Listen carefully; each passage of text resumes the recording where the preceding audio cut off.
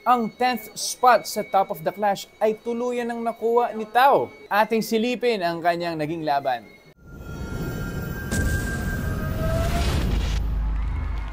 Tayo! Tao! Sa'yo ang 10th spot sa Top of the Clash. Congrats, brother.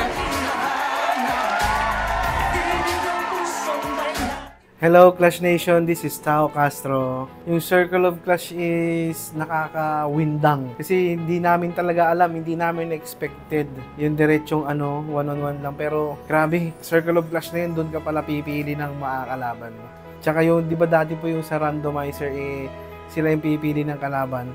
Ngayon pala ikaw ang pipiliin o ikaw yung pipili ng kalaban mo. Pinili ko si Avrin kasi gusto ko pong i-challenge yung sarili ko dahil una sa lahat iba kami ng song piece at saka genre. Tsaka yun nga po, magaling si Avrin. Yung nung rehearsals namin, wow, sabi ko, siguro matcha-challenge po ako. Tsaka nadala na rin po talaga ng kaba.